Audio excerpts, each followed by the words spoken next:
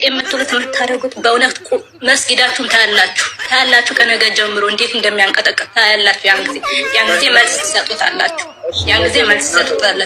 ግን ሴት ልጅ ወንድ ልጅም እግዚአብሔር ቅዱስ አድርጎ በአምሳሉ የፈጠራት ማለት የሁሉም ፔሪየድ የሚመጣው ግን እኩል አይደለም።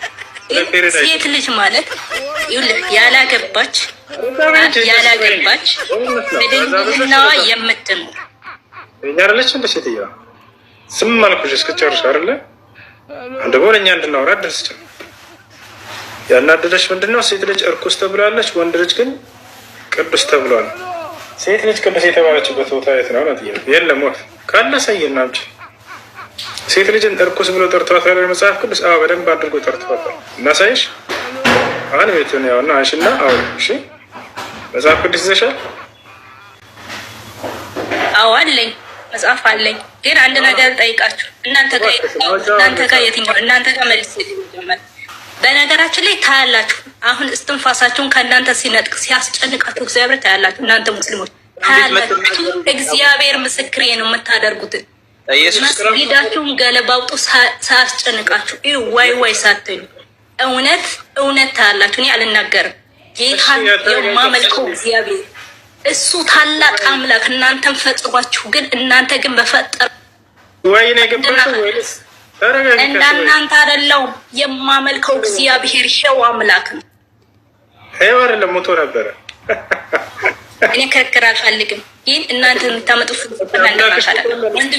በዛ ግን ወዳችኋለሁ፣ አከብራችኋለሁ። ሰው ናቸው። በጣም ወዳችኋለሁ፣ አከብራችኋለሁ። የምትናገሩትን ንግግር ጠብቁ። ሰይፍ እንዳይመጣባችሁ። የእግዚአብሔር ቁጣ፣ የእግዚአብሔር እሳት ማን ነብይ ነች ያላችሁ ምሳቅ አንተ ይሳቅባል። መጨረሻ አታዳምጭ። ለመጨረሻ ጊዜ አንሽና አይነትሽን አውሪ። ለአውራት ትፈልጊያለሽ ከኛ ጋር ወይንስ ምንድን ነው? ከአንተ ጋር አልከራከርም። የሚከራከር ያን ጊዜ መልስ ሰጠዋለህ። ለዛ ጊዜ ሸክላ ሰሪ ፋቂ ምናምን የሚባሉ የሆነ ገለልተኛ የሚደረጉ ዘሮች አሉና እነዛን ገለልተኛ ማድረግ ወይም ደግሞ እነሱን ማግባት እንዴት ይታያል?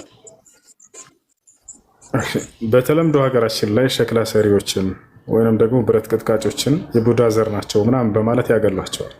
እነሱንም ልጆች ከማግባት ሰው ይቆጠባል። ይህ ስህተት ነው። ይህ የተሳሳተ አመለካከት ነው። እንዳውም እነዚህ ነገራቶች ከነቢያቶች ስራ መካከል ናቸው። ከሸክላ የሚሰራው ነቢይ ማን ነበር? ማን ነው? ይቅርታ ብረትን በመቀጥቀጥ ተአምር የተሰጠው ማን ነበር? ወአለና ለሁ ልሐዲድ የተባለው ዳውድ ዓለይሂ ሰላም ብረትንም አገራሁለት ተብሎ ተገልጿል። ስለዚህ በብረት ስራ ላይ የተሰማራ ነቢይ ነበር። ከዚያ ያንን አላህ ስብሐነ ወተዓላ ብረትን አግርቶለታል። ለወታደሮቹ የሚሰራላቸው ሰይፍም ሆነ ልክ እንዲሁ ደግሞ የጦር ልብሶችን ልክ እንዲሁ ቢላ ምናምን ሊሆን ይችላል። እነዚያን ለመስራት ዳውድ ዓለይሂ ሰላም እንደ ዛሬዎች መቀጥቀጥ አይጠበቅበትም። አላህ አግርቶለታል። በእጁ ዝም ብሎ ብረቱን አንስቶ ልክ እንደ ጭቃ እንደሊጥ እንደዚህ ያወካው ነበር። ወአለና ለሁ ልሐዲድ ብሎለታል። አላህ ብረትንም ለእርሱ አገራንለት ብሏል። አንደኛ እሱ ነው። ሌላው እንዲህ አናጺ ካነ ዘከሪያ ዓለይሂ ሰላም ነጃውን አሉ ነቢ ሰለላሁ ዓለይሂ ወሰለም። ዘከሪያ አናጺ ነበር ብለው ተናግረዋል። ስለዚህ በስራ መስክ ላይ የተሰማሩ ነበሩ ነቢያቶች። ነቢዩ ሰለላሁ ዓለይሂ ወሰለም ሰርቶ የሚበላን ሰው በጣም ይወዱ ነበር። ከዕለታት አንድ ቀን ወጣት ልጅ ነው መቶ ሲጠይቅ አዩት እና አሉት ነቢ ሰለላሁ ዓለይሂ ወሰለም ይሄን ሰው መለመንን አላበረታቱትም፣ ጉልበት ነበረውና ገብታችኋል። ሂድና ከቤትህ ገመድ ይዘህና አሉት። ገመድ ይዞ መጣ። እዚያ ተራራ ይታይሃል አሉት። አዎ አላቸው። ሂድና ከዚያ በዚህ በእንጨት ሰብረህ በዚህ በገመድ እንጨት ሰብረህ ተሸክመህ አምጥተህ ሽጥና ብላ ብለው ነቢ ሰለላሁ ዓለይሂ ወሰለም ተናገሩት። ገብታችኋል።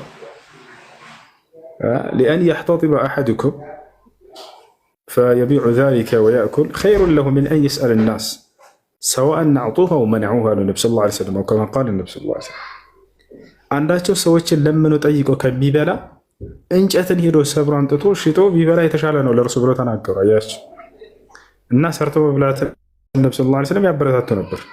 ኸይሩ ማ አከለሁ ልዓብዱ ምን ዐመል የዲህ አሉ ነቢ ሰለላሁ ዓለይሂ ወሰለም። የሰው ልጅ ከተመገበው ምግብ ሁሉ በላጩ በእጁ ሰርቶ የበላው ምግብ ነው አሉ። ሰርቶ መብላትን የሚያበረታታ ነው እንጂ ሃይማኖታችን ሰርቶ የሚበሉ ሰዎችን ብረት ቀጥቃጮችን መሆን አናጺዎችን አያወግዝም፣ እንዳውም ያበረታታቸዋል። የእነዚህን ልጆች ለትዳር እንዳውም ተፈላጊዎቹ ናቸው። ነገ ሚስትህ የቅጥቃጭ ልጅ አግብተህ ከሆነ ብረት የምትቀጠቅጥ ቢላ ቢበላሽ ትቀጠቅጣለች እና ሙያ ያላቸው ሴቶች እናም ተፈላጊዎች ናቸው መሆን ያለባቸው። እነዚህን ማግለል ተገቢ አይደለም፣ ከኢስላም አይደለም።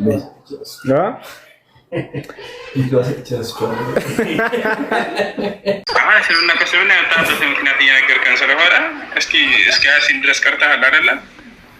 አዎ እስከ ያሲን ድረስ ቀርቻለሁ። አሁን ቀርቻለሁ፣ ግን የተወሰነ አሁንም አውቃለሁ። ሱረቱል ኢጃዛ እንቅራለን። እስኪ አንድ ጊዜ አጭሩ አለጠይቅ ሱረቱል ኢጃዛ አሁን ለምሳሌ እና አሁን በጭንቅላቴ የተያዙት እና ወቲኒ ወዘይቱን እና ዛጃና እነዛ ናቸው ማለት። ሱረቱል ኢጃዛ እንቅራልኝ። አጭር ነች እሷ፣ ትንሽ ነች አይደል? እሷ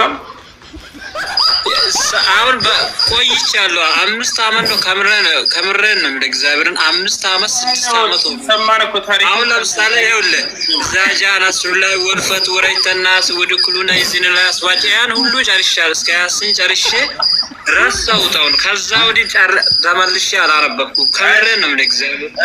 ወላሂ አልቀረህም። ወሽ ታሪክ ስተት ነው ወላሂ ቀርቻለሁ። ወቲኒ ወዘይቱ ወጡር ሲኒ ወዘል ፈለድላሚን ለቀት ከለቅናን ይሳን ቢያስር ይሄን በምን አወቁ? ወላሂ ቀርቼ የቀረሁት ደግሞ ኢቤት ቁጭ ብዬ አይደለም። አብሬት የሚባል ቦታ አለ።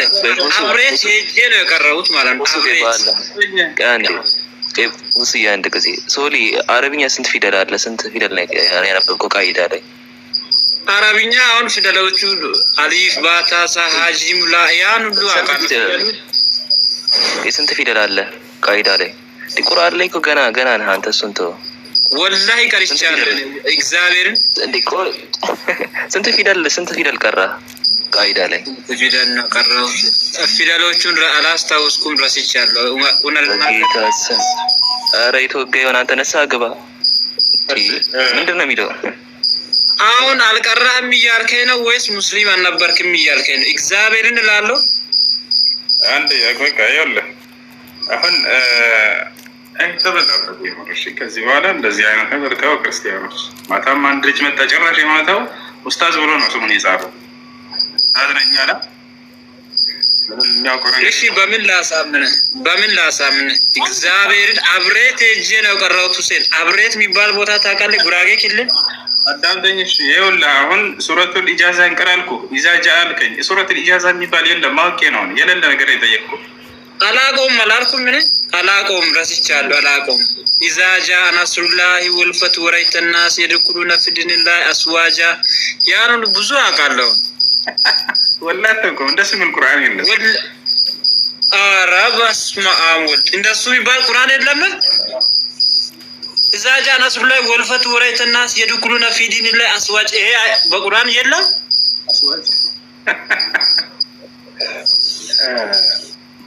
ወዱሃ ወለይሊ ኢዛ ሰጃ ይሄም የለም።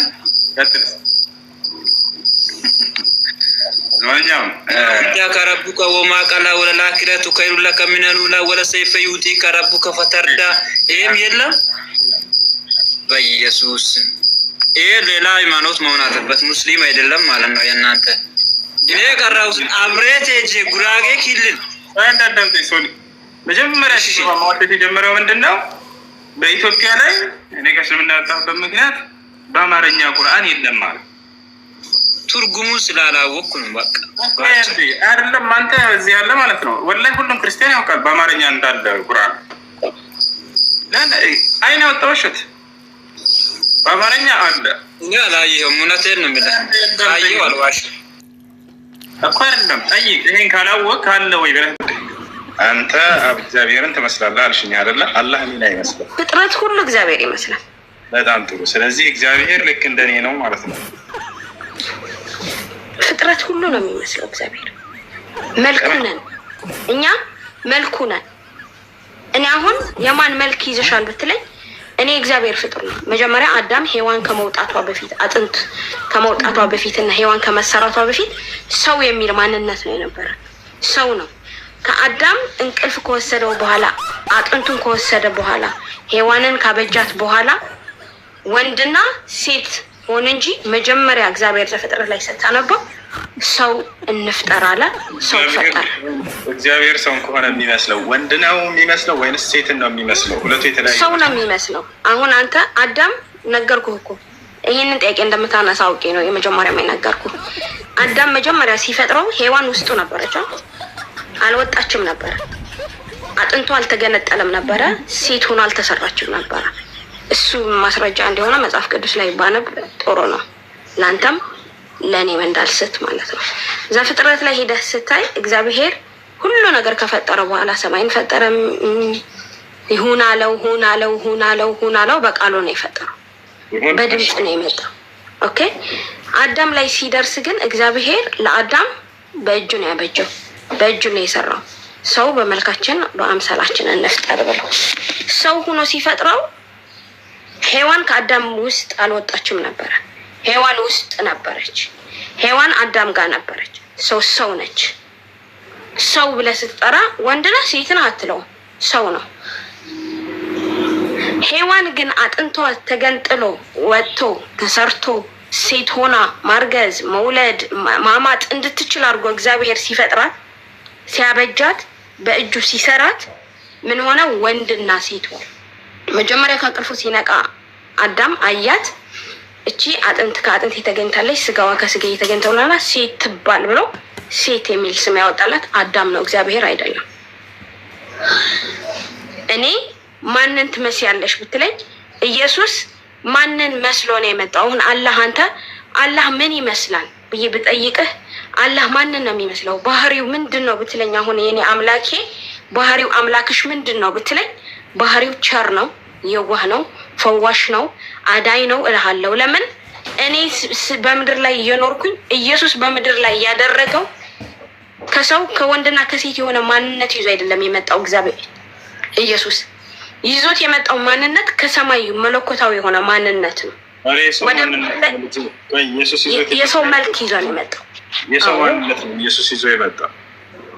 በምድር ላይ እንደ ሰው ሁሉ ተፈትኗል። እንደ ሰው እንደኔ እንዳንተ ሆኗል። ግን እኔ እናንተን የማያስመስለን ደግሞ በእኔ እንደኔ እንዳንተ በወንድና በሴት ግንኙነት አይደለም የመጣው።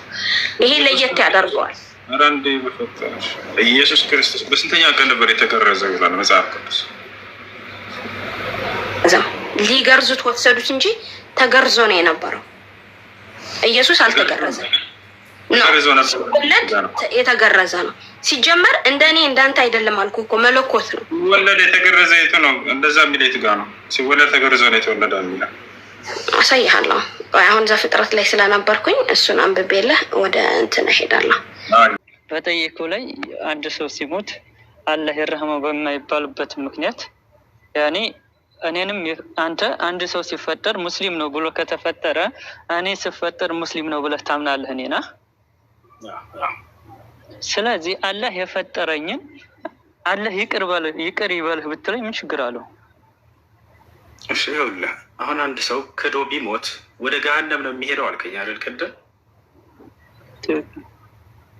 አየህ አይደለ? ሰውየው ክዶ ከሞተ በኋላ አሁን እኔ ሙስሊም ሆኜ ሞትኩኝ፣ ለምሳሌ እንደ ክርስትና እኔ ሙስሊም ሆኜ ሞትኩኝ እና የገነት እገባለሁኝ የትንሣኤ ቀን እግዚአብሔር ሊያስገባኝ ይችላል? እንዳንተ እምነት አያስገባኝም ማለት ሊያስገባ ይችላል። ግን ለምሳሌ በሰራኸው ስራ አውፉ በል የሚባል ነገር አለ እና በሰራኸው ስራ ወደ ገነት ወይም ወደ ገነት ያስገባው ብለን የምናደርግለት አንድ ሙስሊም ቢሞት ወይም አይሁድ ቢሞት ገነት ይገባል ብለህ ታምናለህ አንተ?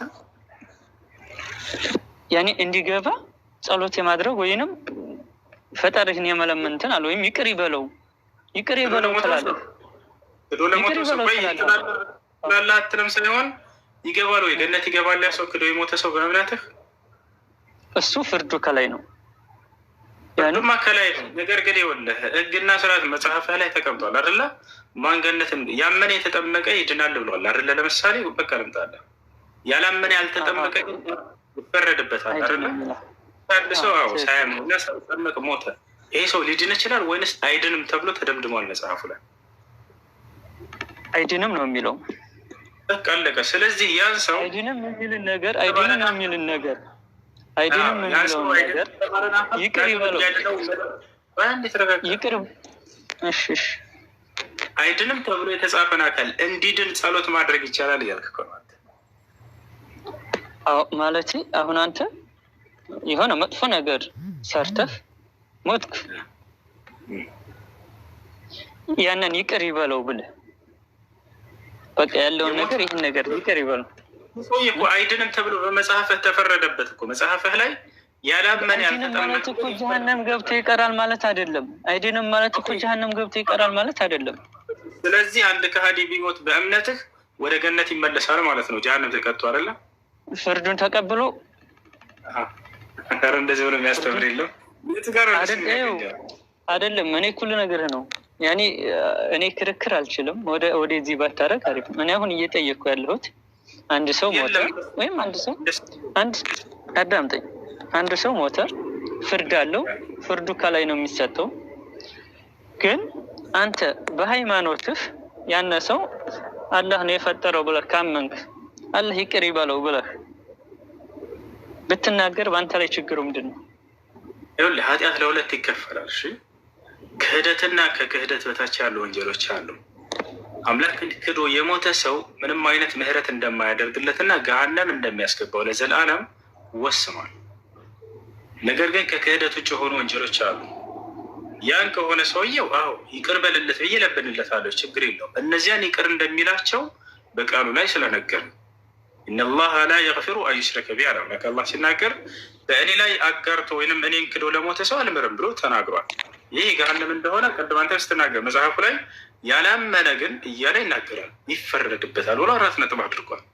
ካላመነ አንድ አካል ክዶ ከሞተ በዚያው ሁኔታ ላይ ከሞተ ይህ ምህረት እንደማያገኝ እርግጥ ነው። ቶታል አይደለ? አንተ ምን የምናምናለን። ስለዚህ ለዚህ ሰውዬ ምህረትን ብትማጸን አምላክ የማይምረው ነገር እንደሆነ ተናገረ። ከክህደት ውጭ እስከሆነ ለምሳሌ ሰውዬ አስካሪ መጠጥ ጠጥቶ ሊሞት ይችላል። በዚህ በገሃነም ይዘወትራል አይዘወትርም? ወይም በደለው ሊሞት ይችላል። አንተን ለምሳሌ አንተ በበደሉ ምክንያት ገሃነም ይገባል ይዘወትራል አይዘወትርም? ገብቶሃል? በኃጢአቱ ልክ ተቀጥቶ ይወጣል የሚባለው ከክህደት በታች ባሉ ወንጀሎች ላይ ነው። ገብቶሃል? አንተ ግን ቀላቀልካቸው። ክህደትም ራሱ እያልክ ነው። ክህደትን እንደማይምር እየተናገረ ነው። ገብቶሃል? ይፈረድበታል። ከክህደት ውጭ ከሆኑ ግን የዛኔ እነዚያን ይቅር ማለት ትችላለህ አንተ። እኛ አሁን አላህ ይቅር ይበለው እንላለን፣ ችግር የለውም። ገብቶሃል አይደለ? አላህ ይቅር ይበለው እንላለን። ነገር ግን ይካድም ምን የሚባልም ያለ ፍጡር መሆኑን ካመንክበት ያነ ሰው ሲፈጠር አላህ የፈጠረው መሆኑን ካመንክበት ለአላህ ፍጡር ብታዝን ይኸውልህ ስለ አፈጣጠሩ አይደለም። ማን የፈጠረው አላህ ነው። ለዚህ ሰው ማዘን አለብን ወይ? አዎ እናዝናለን። ሞት በኋላ ስላለው ፍርድ ግን አምላክ በቃሉ ላይ ሲናገር ክዶ የሞተን ሰው አይማርም። በቃ አይማርም። በእኔም መጽሐፍ በአንተም እያስረዳሁ ወላሂ ሁሉንም ፍርሃት ሰብራችሁ ስለሙ በቃ ማለት ስትሰልሙ ያለው ሰላም በጣም ውስጣዊ ሰላም አለው። እስልምና በቃ ሸሃዳ የያዙ ምንም ነገር ዛሬ ነገር አታስቡ። ሞት እናንተን አይጠብቃችሁ። በጣም ነው እስልምና ሰላም ነው። እንዳሰባችሁት አይደለም። ይሄ በቃ የምትጠይቁት ምናምን ጥያቄ ከረሱል ጋር በተገናኙ መጥፎ ጥያቄዎች ሁላችንም አንድ ወቅት ላይ ስንጸየፈው እኔ ያለሁበት አካባቢ ኒቃሚስት ሴቶች ሲያልፉ የሚሮጥበት አካባቢ ነበር። እኔም እንደዚህ አይነት ጥላቻ ነበረኝ። አሁን ሰልም ያለው አልሐምዱሊላህ ገና 19 ዓመቴ ነው። ግን ቁርአን ግማሹን ቀርቻለሁ። አልሐምዱሊላህ ረቢል ዓለሚን ብዙ ቦታ ላይ ኪታብም እየቀረው ነው። ምንም ነገር አትፍሩ። በቃ አላህ እንትን ሲል ሲያዘልማችሁ ወደ እምነቱ ስትመጡ ሁሉንም ነገር ያገራላችኋል። የሰለማችሁም ካላችሁ ፈተናውን ተጋፈጡ። ሁሉም ነገር ለኸይር ነው ኢንሻአላህ። ሰላም አለይኩም። ወአለይኩም ሰላም ወራህመቱላሂ ወበረካቱ። ባረከላሁ ፊክ ጀዛከላህ።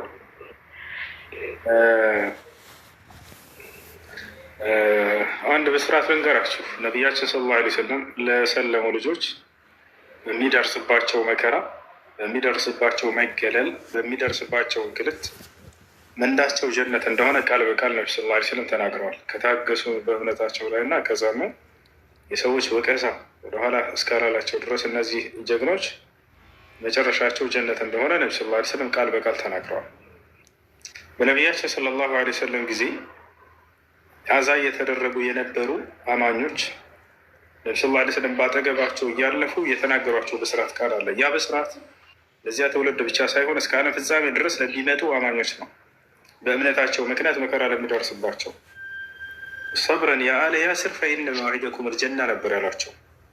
እናንተ በማመናቸው ምክንያት በመስለማቸው ምክንያት አዛ የምትደረጉ የያስር ቤተሰቦች ሆይ ታገሱ፣ ጽኑ፣ በእምነታችሁ ላይ ወደኋላ እንዳትሉላቸው የእናንተ ቀጠሮ ገነት ነችና ይሏቸው ነበር። ይሄም ብሏቸው ነው ያለፉት። ይሄ ብስራት ለዚያ ትውልድ ብቻ አይደለም፣ እስከ ዓለም ፍጻሜ ድረስ ለሚመጡ ለሚሰልሙ ልጆች በእምነታቸው በማመናቸው ምክንያት በቤተሰቦቻቸው፣ በጓደኞቻቸው፣ በአካባቢያቸው ሰው በሚደረግባቸው አዛና መከራ ከታገሱና ከጸኑ እስከ ዓለም ፍጻሜ ድረስ ለሚመጡ ሁሉ ብስራቱ ይቀጥላል። እንደዚያ ብቻ ቢቋርጥ አይደለም። እስልምና የያስር ቤተሰብ ብቻ አይደለምና በታቻለ እስከ ዓለም ፍጻሜ ድረስ ለሚመጡ ሁሉ ለአማኞች የሚሰጥ የሆነ ብስራት ነው እና አብሽሩ፣ ታገሱ፣ ጽኑ።